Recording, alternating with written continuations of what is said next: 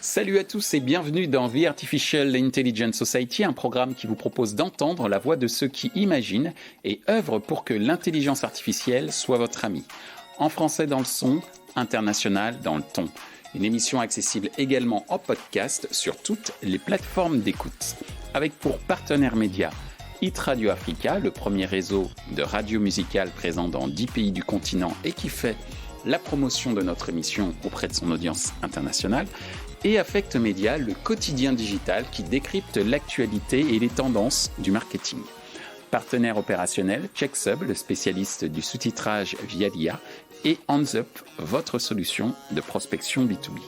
Une émission produite au sein des studios de l'école de journalisme et de communication ISCPA, l'Institut supérieur des médias, qui forment également de futures productrices et producteurs de contenu audiovisuel. Cette semaine, notre thème principal est le suivant, l'impact de l'IA sur la créativité publicitaire. En 2023, les entreprises qui utilisent l'IA pour leur stratégie marketing ont vu leur retour sur investissement augmenter de 30%. Des outils comme DALL-E ou Midjourney permettent de créer des visuels publicitaires en quelques secondes. Par exemple, Heinz a utilisé l'IA pour lancer sa campagne Draw Ketchup, générant des milliers d'illustrations uniques en moins de 24 heures. Cela démontre à quel point l'IA peut démultiplier la créativité tout en optimisant les coûts. Pour parler de ce thème, nos invités cette semaine seront Laurent Alexandre, fondateur de la Comi, Mehdi Lepage, graphiste, illustrateur, motion designer. Mais avant toute chose, place à notre chroniqueur expert en intelligence artificielle, Alexandre Stopnicki, pour le Focus IA de la semaine.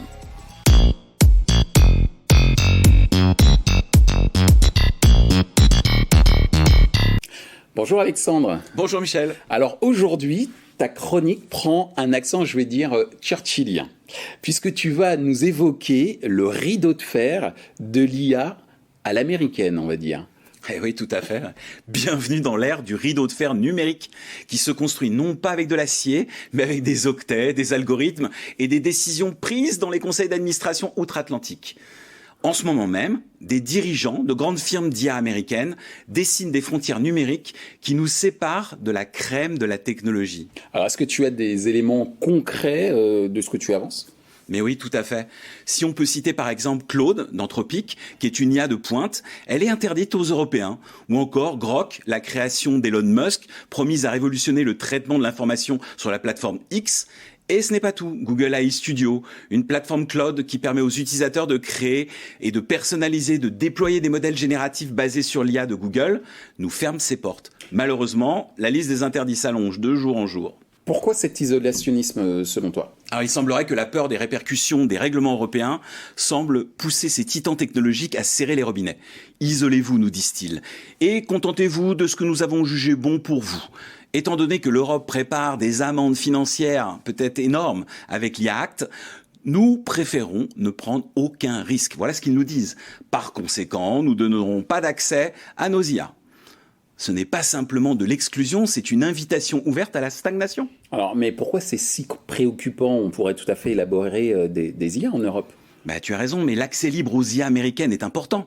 Il permet de comprendre les innovations, de choisir selon nos besoins, d'encourager une concurrence saine et de se tenir au courant des progrès en IA.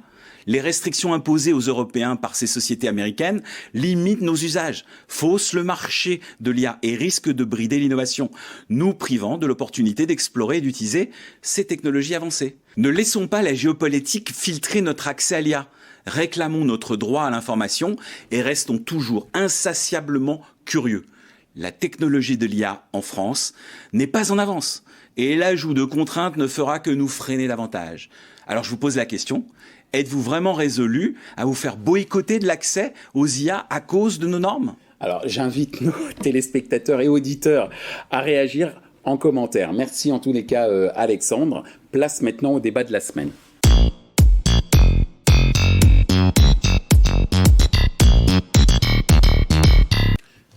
Laurent. Bonjour Michel. Bonjour Mehdi. Bonjour Michel. Merci messieurs d'être là pour parler en compagnie d'Alexandre qui m'accompagne sur nos différentes émissions pour parler de l'impact de l'IA et sur la créativité publicitaire.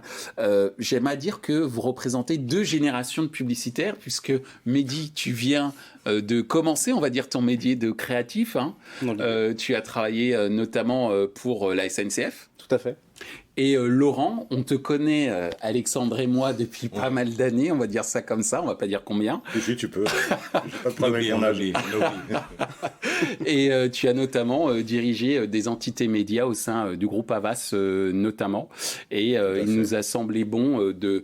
non pas de confronter, mais en tout cas de mettre en face deux visions, une vision d'expérience et une vision plus neuve autour de l'impact de l'IA et de la créativité. Première question, et Laurent, je te demanderai d'y répondre en premier lieu. Comment les professionnels de la publicité perçoivent-ils l'impact de l'IA sur leur travail créatif ? Eh bien, comme on dit d'habitude, c'est une très bonne question, cher Michel. Merci de me l'avoir posée. C'est une question difficile, parce que je ne peux pas parler au nom de tout le monde. Tu vois, voilà, les professionnels de la publicité, il y en a tellement. Ta perception. Moi, je te dirais, je vais parler de mon expérience déjà, et essayer de la rattacher après à un univers plus large, puisque comme tu l'as dit, j'ai dirigé des agences médias, mais des agences de créa aussi, et avec même de la production et de la production audiovisuelle. Donc j'ai à peu près touché à tout. On a travaillé ensemble d'ailleurs. Absolument, ça vous est arrivé, absolument. Le démarrage, moi, par lequel j'ai touché l'IA a été triple, en fait. Ça a été, d'un côté, l'arrivée de Midjourney. Donc, je le rappelle, c'est un outil de génération d'images à travers du prompt, donc à travers une requête textuelle pour générer des visuels. À l'époque de la version bêta, donc on est au tout début. L'étape 2, ça a été la création d'Avatar. Et là, tout le monde, maintenant, parle d'une société qui s'appelle HeyGen. Mais si je pose la question, qui connaît le nom original de HeyGen ? Personne. Movio, c'est avec eux qu'on a commencé à travailler à l'époque, donc c'est vers 2022-2023, et puis bien évidemment l'arrivée de ChatGPT. Et c'est un peu l'ensemble de ces trois-là qui va faire que d'un coup, ce qui était inaccessible devient accessible. Pour faire on va parler de travaux basiques avant de parler de grande créativité publicitaire. Pour faire du digital, pour faire un site internet, il fallait faire quoi ? Il fallait appeler un graphiste, idéalement, en tout cas quelqu'un qui savait faire du web design, et un informaticien. Maintenant, terminé, plus besoin, je peux quasiment tout faire tout seul. Si je devais faire de la communication, écrire des textes, donc faire un travail de copywriting ou de rédac, jusqu'à présent, je devais faire appel à un rédacteur. Est-ce que j'ai encore besoin de faire appel à un rédacteur alors que je peux générer du texte grâce à des outils comme ChatGPT. Générer des images grâce, alors là, j'ai cité Midjourney, mais ça peut être DALL-E, ça peut être d'autres outils de ce type-là. Si on commence à rentrer sur la création d'humains virtuels, j'ai évoqué HeyGen, il y en a d'autres, mais à titre personnel, celui que je préfère, donc je parle d'eux, mais on pourrait parler de DID, Synthesia et autres. Et si on va encore plus loin, ça va être la création de films. Et pareil, je reste basique, volontairement basique. Ce qui était long à faire, par exemple, c'était des images des films avec des images de stock. On a tous expérimenté, je pense. Le manifesto pour une marque où on fait la grosse recherche dans les outils à l'époque de Getty. Et aujourd'hui, vous avez des outils comme InVideo.ai qui vous permettent, sur un simple prompt, de vous générer un film entièrement monté avec une voix off scriptée sans aucun problème. On fait de la post-production si on fait de la vidéo. Avant, pour faire de la post-production, il faut être formé à Premiere et aux outils d'Adobe. Aujourd'hui, vous avez une masse d'outils qui est présent, c'est boosté à l'IA. Alors, on peut parler de CapCut, mais sinon, on va parler de même solutions françaises, plutôt comme AIVE, alors AIVE ou AIVE. Je l'épelle, parce que sinon on peut se tromper. Et d'un seul coup, vous découvrez un outil extraordinaire de montage automatique, de score créatif, etc. Donc, là où tout bouge, c'est que là où, en effet, des spécialistes faisaient le travail, aujourd'hui, on est capable, ou en tout cas les individus, des entreprises sont capables, ou des freelances, vont être capables d'élargir leur spectre de compétences. Maintenant, ça c'est le côté sympa de la chose, moi je reste convaincu qu'il faut des experts derrière les outils. Je peux faire un montage, mais je ne le ferai jamais aussi bien qu'un mec qui sait faire du montage. Du son, je peux faire du son, mais à un moment j'atteins une limite de compétences. Rédac, quand je dis à pas besoin de copywriter, c'est pas vrai. On fait du très bon copywriting avec de l'IA si on a été formé par un très bon copywriter et qu'on sait briefer la machine. Donc, Ça, c'est un petit peu pour faire rapidement et laisser la parole à Mehdi, ma petite vision de vieux pachyderme, à la fois par le poids et par l'âge, de l'arrivée de l'IA dans les métiers de la pub. Merci Laurent. Mehdi, je l'ai dit, hein, tu es très jeune dans le métier, hein, mais tu as quand même déjà dans ton track record la SNCF, pour lequel tu as fait un certain nombre de visuels pour des campagnes internes ou même externes. Tout à fait. Quelle est, toi, ta perception de l'impact de l'IA sur le travail créatif, même si tu connaissais pas ce qui se passait avant, donc tu ne pourrais pas nous dire c'était mieux avant, mais au moins de ta perception d'avant et de ce que tu as pu réaliser dernièrement, c'est quoi ta perception? Alors, moi, de mon point de vue, en soi, l'IA, ça rajoute un véritable plus à mon travail, effectivement, sur l'aspect de la créativité, de la rapidité, mais de mon point de vue, ça reste toujours un produit brut. Et on a encore besoin, malgré tout ça, toujours de cette créativité de quelqu'un. Lorsqu'on va faire des vidéos avec l'IA ou ce genre de choses, l'aspect storyboard qui est toujours important. C'est ce que expliquait Laurent à l'instant en disant ok, j'ai ces outils, mais j'aurais toujours besoin d'un monteur qui sache de quoi il s'agit pour faire un bon usage de l'IA. Et moi, dans mon idée, l'IA, parce que je sais que c'est quelque chose qui fait peur à beaucoup de collègues à moi, de manière générale, souvent des personnes qui sont parfois plus âgées que moi, qui ne sont pas encore totalement à jour. En fait, je le vois juste comme un outil, un peu comme, au siècle dernier, l'apparition de la PAO, en fait.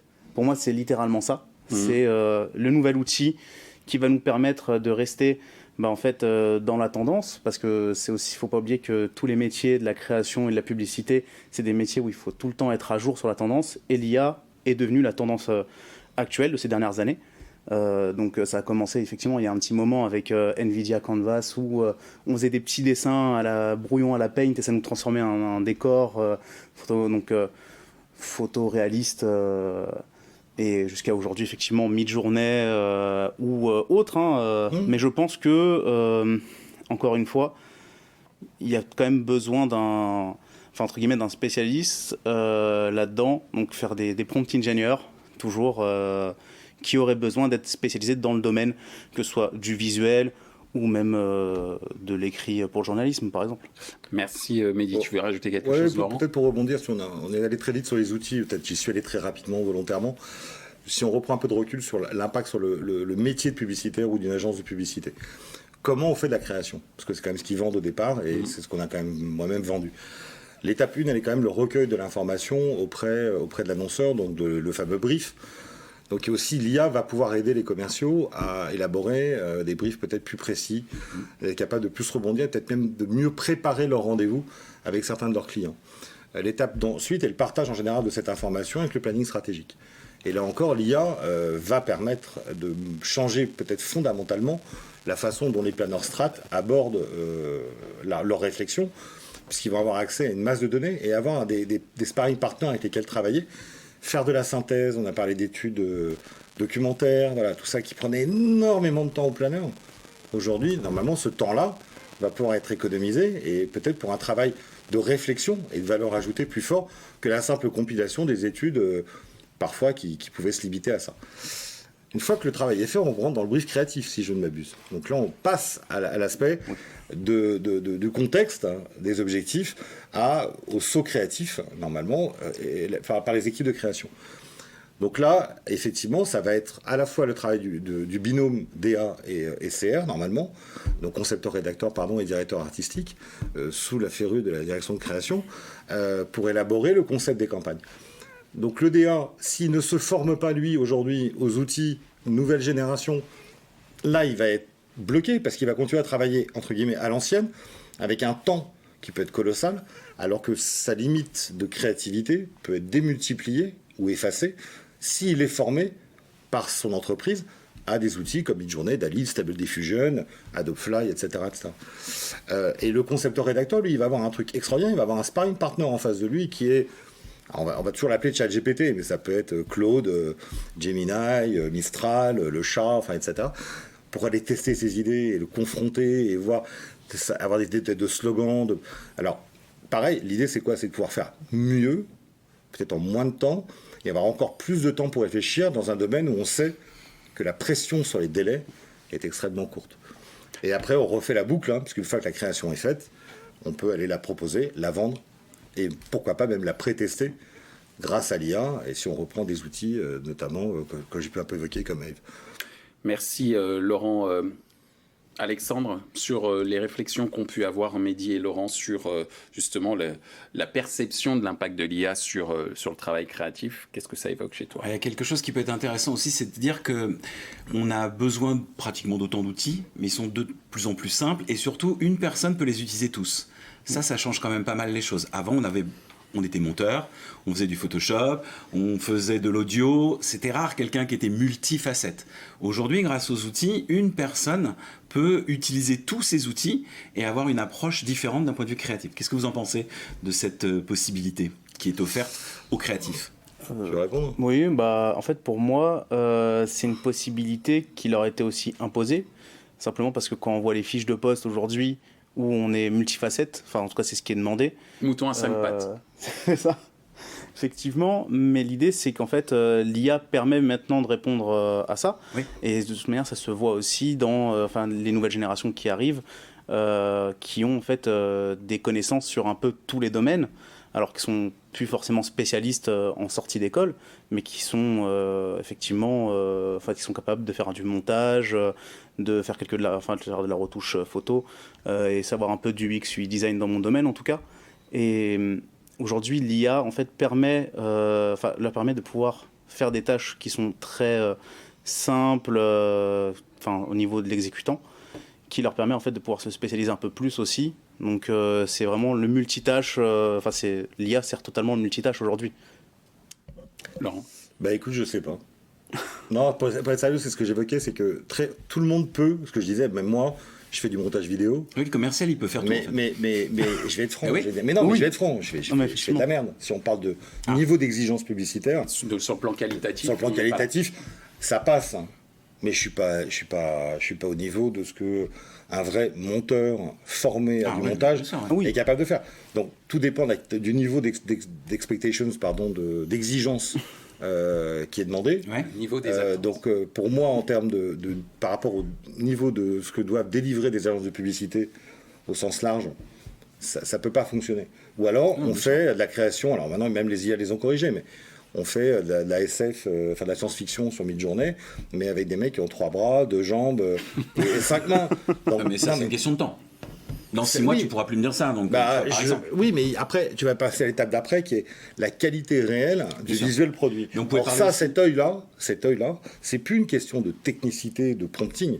Là, c'est du métier. Bien sûr. Mais on pouvait parler des réseaux sociaux. On n'est pas obligé de parler d'une publicité télévision moi, j'étais ou d'une campagne pour L'Oréal. Créativité publicitaire, donc j'ai retenu le mot publicité. Ouais.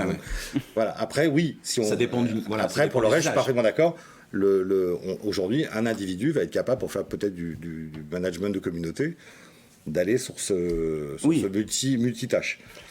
Alors, multitasking. Multitasking. Alors, des anglicismes, mais c'est normal, c'est le secteur. Alors, on en a parlé, on l'a évoqué, on l'a entendu à travers vos différentes réponses. On a commencé à évoquer la thématique des limites. Oui. Et notamment, quelles sont, selon vous, les principales limites de l'IA dans le domaine de la création publicitaire? Laurent? Alors, moi, les échanges que j'ai pu avoir, c'est au niveau utilisation interne, il n'y en a quasiment pas. À part, j'allais dire ce que vous allez peut-être découvrir dans d'autres émissions, c'est les silos, les fonctionnements de groupe. Ouais. D'accord ? Mais d'un point de vue purement métier, si c'est de l'interne, il n'y a pas tellement de limites. Là où le problème commence à se poser, c'est à l'utilisation externe. Et le principal point qui arrive régulièrement est un problème de droit. Quel risque nous prenons, nous, en tant que groupe publicitaire, groupe de communication, à sortir une création pour un de nos clients, créée avec de l'IA? Quel risque juridique on prend à horizon, peut-être 3, 6, 9, 12 mois ou autre, de se prendre un procès sur les droits d'auteur demain? Voilà. Alors, j'ai pas la réponse, et ils l'ont pas non plus. Alors, comme ils l'ont pas, on connaît les niveaux de, pour reprendre d'autres expressions, de compliance dans les groupes. S'il y a risque, je ne le prends pas. Donc, surtout à ce niveau-là, donc je demande à mes équipes de ne pas faire de création qui intègre de l'IA aujourd'hui. Ok. Je ne dis pas toutes, je te dis certaines. À l'opposé. Tu peux transformer une image d'IA en ajoutant une patte humaine, ce qui fait que déjà tu as moins le problème.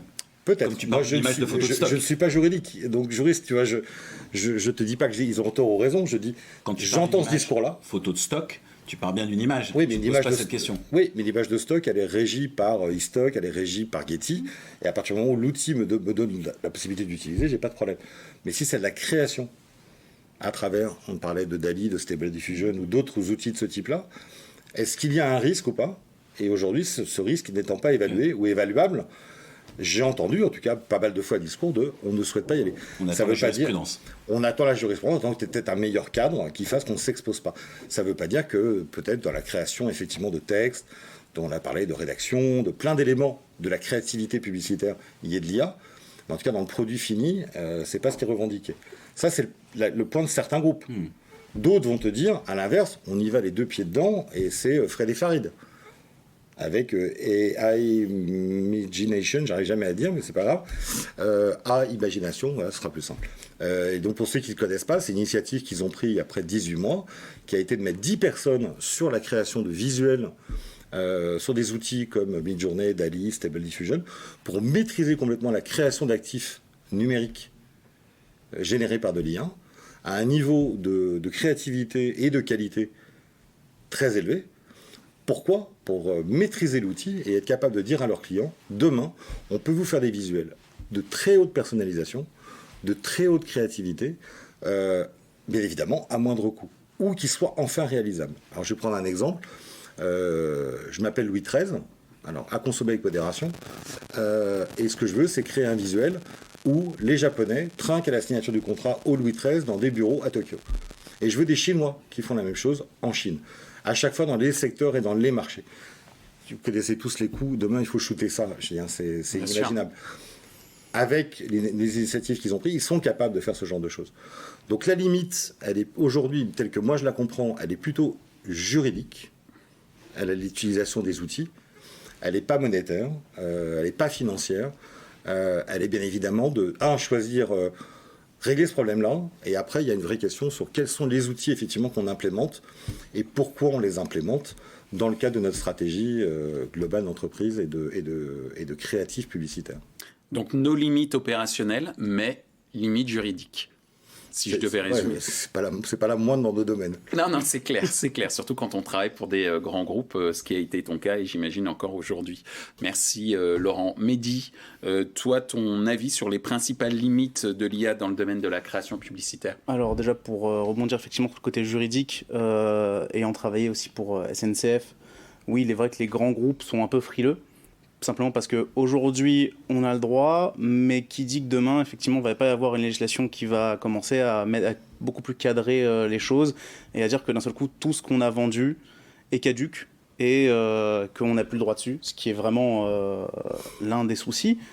Après, à titre personnel, quand moi je le fais avec des clients quand je suis en freelance, pour moi le souci c'est plus l'aspect produit brut. En fait, la limite de l'IA pour moi c'est que aujourd'hui, donc on a extrêmement bien avancé en termes de rendu, que ce soit en termes de rendu d'image fixe ou vidéo, mais la limite elle est que il y a toujours cet aspect en fait de petite erreur présente dessus, déjà sur les émotions. La preuve étant, c'est que l'image peut être quasiment parfaite. Nous, même pas quelqu'un qui est créatif en soi, mais un spectateur moyen va ressentir qu'il manque cette micro-expression et qui donne cet aspect étrange à l'image. Et au-delà de ça, par exemple, sur les réseaux sociaux, il y a quelques temps, il y a eu une génération d'une femme qui marchait dans des rues type asiatiques la nuit à Tokyo, où à première vue ça a l'air bien, ça dérangeait les gens, puis d'un seul coup on se rend compte que finalement c'est que les jambes bougeaient pas normalement, elles arrivaient à se téléporter l'une devant l'autre comme ça, et en fait pour moi c'est ça la limite, c'est que pour l'instant il a une bonne compréhension globale, l'IA, lorsqu'elle génère quelque chose, en tout cas pour tout ce qui est visuel. Mais lorsqu'on rentre sur du détail, et forcément pour nous ça a l'air anodin, mais finalement c'est directement un problème pour nous, qu'on soit dans le métier ou spectateur de ça. Pour moi c'est réellement aujourd'hui sa limite. Après, vu l'évolution que ça a, je pense que d'ici quelques années ce problème-là n'existera plus, parce que il y a 1 an ou 2, personne n'aurait pensé pouvoir commencer à vendre directement les images des IA ou les vidéos des IA. Donc sur l'aspect visuel, les limites, c'est qu'une question de temps. Sur l'aspect juridique, effectivement, j'attends aussi de voir, impatiemment, parce que c'est aussi mon avenir. Hein. Il commence à y avoir les premiers arrêts de droits d'auteur liés à l'IA. Ouais. J'essaie de me rappeler du nom du cabinet, donc je ne vais pas le citer sans que je dise de bêtises. Mais je l'ai lu sur LinkedIn, donc Maître Tripet, Amélie Tripet, qu'il avait posté donc, au niveau européen. Mais le sujet étant, oui, de quoi s'est nourri le modèle pour faire la création. Donc si quelqu'un dit demain, je reconnais ma patte, finalement, vous avez utilisé ma patte pour faire une création. Et c'est ça leur principal sujet. C'est clair. Alexandre. Ouais, Adobe a justement une approche assez particulière sur ce sujet, puisqu'eux, ils ont décidé de ne jamais utiliser des images dont ils n'ont pas les droits pour entraîner leurs IA. Donc, et c'est pourquoi d'ailleurs? Ça existe déjà. Quel est l'outil boosté à l'IA de... qui est utilisé dans la quasi-totalité des groupes de communication et d'agences de publicité? Adobe Firefly, etc. Mais c'est pour ça. Mais le défaut, soyons honnêtes, c'est que les images résultantes de cette IA ne sont pas à la même qualité que ce qu'on voit aujourd'hui sur celles qui n'ont pas été entraînées aussi sereinement et avec des images libres de droit. Il y a encore une différence. Il va falloir progresser là-dessus. C'est pour ça que je dis, un des points est vraiment, nous on l'utilise beaucoup pour faire les moodboards, on l'utilise beaucoup pour faire les manifestos, on l'utilise beaucoup pour le maquettage, pour le craft, etc. Mais quand il va s'agir de franchir le cap d'après, on va revenir à un process plus... Et il y a des IA qui s'entraînent uniquement pour créer des images sur lesquelles elles vont entraîner d'autres IA, de façon à ce qu'effectivement au bout de 3 ou 4 cycles, si tu veux, les images elles appartiennent vraiment à la technologie, quoi. Donc c'est aussi ça. Et par contre, d'après ce qu'on dit en tout cas, les images sont libres de droit, donc elles appartiennent en fait à tout le monde. Donc si tu ne rajoutes pas ta patte humaine dessus, tout le monde a le droit d'utiliser l'image qui a été générée par une IA, même si c'est toi qui as fait le prompt. Il y a ce débat-là qui existe déjà. Ah oui, mais je te dis, moi je rentre pas dedans parce que c'est un débat de juristes et j'ai été à la DMA, donc à la Data Marketing Association, avec des débats absolument palpitants sur le sujet au Palais du Luxembourg il y a quelques mois. C'est vraiment un sujet qui, perso, me dépasse. Donc faut attendre, je laisse les gens décider de où ils veulent aller et où ils veulent prendre un risque. Moi, je ne peux pas leur pousser à... Il est urgent d'être patient. Il est urgent d'être patient. À côté de ça, on peut utiliser des outils qui sont, eux, boostés à l'IA pour aider à faire le travail. Voilà. On en a parlé. Des outils de montage, des outils peut-être de création d'images, mais qui fonctionnent sur d'autres types de modèles, comme Sealab, SEELAB, créé par des Français. Hein. On a parlé Dave, on a parlé Mistral. Donc, un des cofondateurs de Miro. Là, vous avez un outil extraordinaire qui, pour l'instant, est gratuit, de génération d'images, et qui répond à pas mal de besoins de marques, justement, dans la qualité de la production et dans le respect d'une charte graphique. Mais si on revient au métier d'agence que j'évoquais tout à l'heure, il y a plein d'utilisations quand même déjà aujourd'hui qui vont faire que, de toute façon, les métiers sont en train d'évoluer en interne. Bien sûr. Même si aujourd'hui, l'effet externe n'est pas encore aussi majeur que ce qu'on voudrait, à part peut-être les exemples que Michel va nous demander d'évoquer, ou toi-même. Merci de faire cette transition, Laurent. Effectivement, parce qu'on a donné, et tu as donné notamment beaucoup d'exemples en termes de technologie. Merci aussi de citer ces IA, parce que c'est un moyen pour moi et pour ceux qui nous écoutent de prendre note et de s'exercer sur ces différents outils. Tu as évoqué Miro ou Ave tout à l'heure, par exemple. Mais on va revenir sur les campagnes. Sur ce que vous avez vu dernièrement, quels sont les exemples les plus réussis? Et Mehdi, tu répondras en premier lieu et Laurent juste après. Quels sont, Mehdi, pour toi, les exemples les plus réussis d'utilisation d'IA dans les campagnes publicitaires? Alors, pour moi, il y a 2 types d'exemples que j'aimerais bien citer. Effectivement, le premier, c'est l'exemple qui va parler en fait, à énormément de monde, qui est celui de McDonald's. Qui est extrêmement connu, où en fait c'est littéralement lors de l'explosion de ChatGPT, sa communication a été de demander à ChatGPT quel est le burger le plus connu.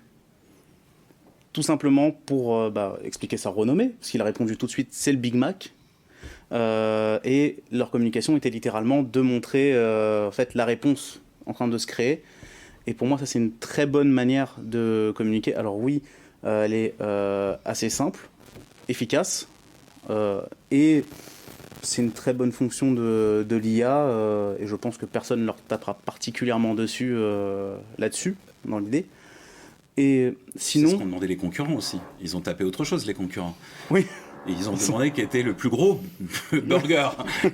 Et ils sont censés sortir autre chose que, justement, la marque de McDo. Donc c'est assez amusant, ça. Oui, mais en fait, encore une fois, c'est là pour le coup, pour leur question, c'est comment formuler la question pour l'IA. C'est une très bonne manière de le faire. Ils l'ont très bien tourné aussi. C'est que pour quelqu'un qui s'y connaît pas, il se dit d'accord, donc si je demande quel est le meilleur burger, ça va me dire Big Mac par rapport à une base de données immense. Donc pour les gens, c'est entre guillemets une vérité. Parce que faut le dire, aujourd'hui, ChatGPT c'est devenu un peu le Wikipédia actuel. Pour ne pas dire l'oracle. C'est vrai que pour certains, un peu. Sinon, effectivement, on a donc ensuite d'autres catégories qui sont plus créatives et qui montrent beaucoup plus l'aspect IA que l'on connaît donc visuellement.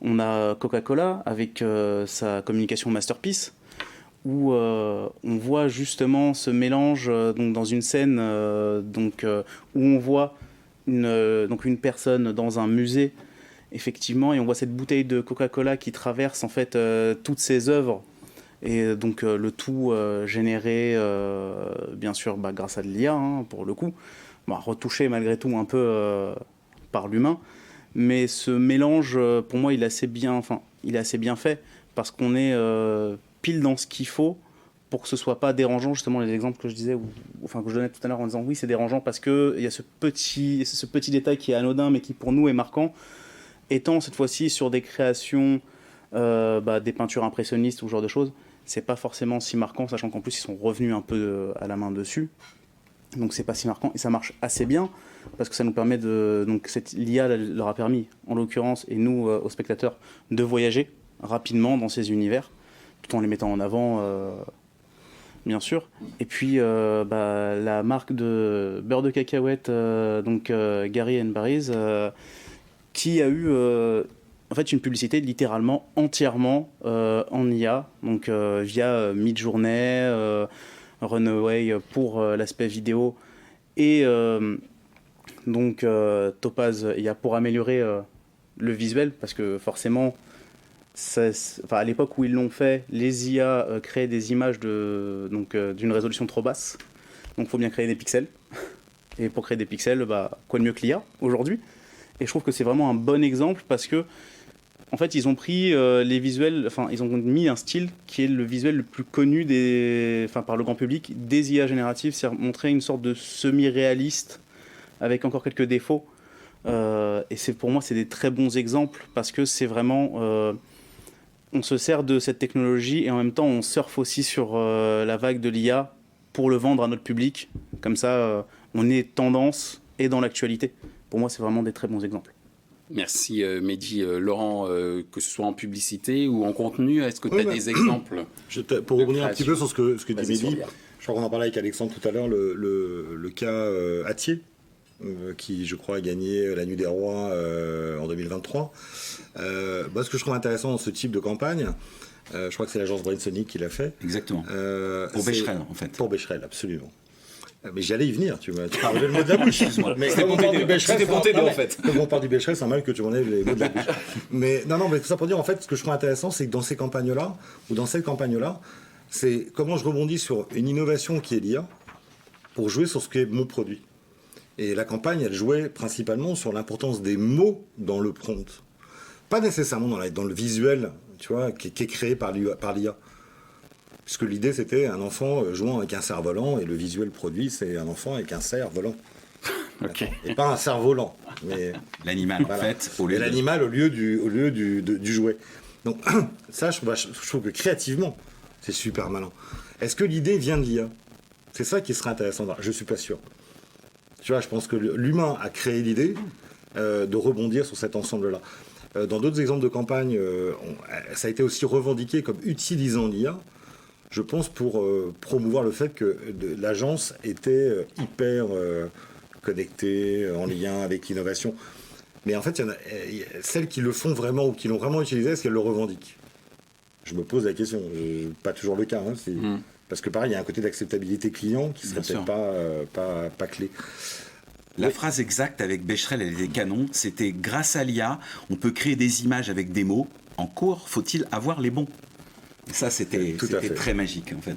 Parce que les prompts, les mots, on comprend l'association avec l'IA, et on voit que si on n'a pas les bons mots, donc c'est le Becherel, eh bien, on s'en sort pas.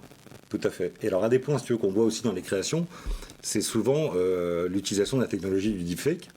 Ouais. Donc d'animation, alors soit de ce qu'on appelle les talking avatars, alors talking photo, avatar parlant, on va essayer de trouver tous les mots possibles.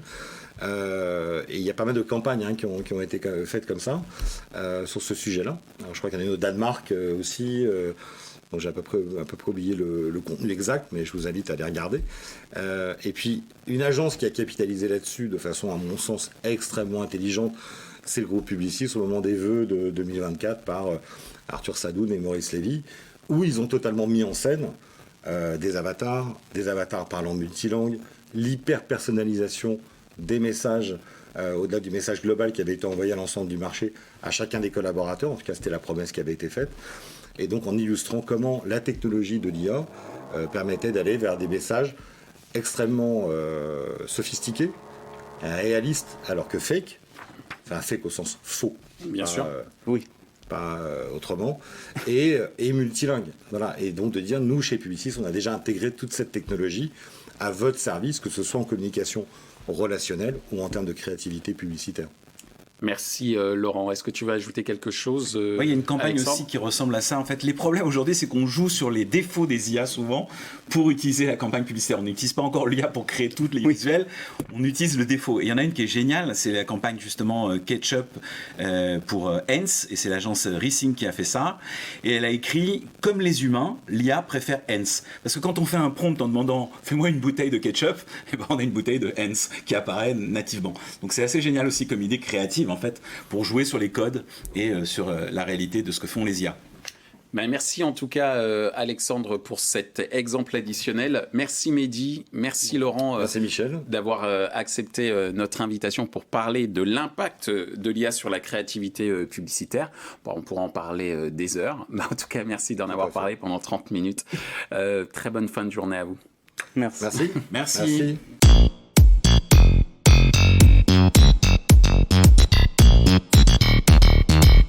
Ainsi s'achève notre émission principalement consacrée à l'impact de l'IA sur la créativité publicitaire, un programme accessible également en podcast sur toutes les plateformes d'écoute.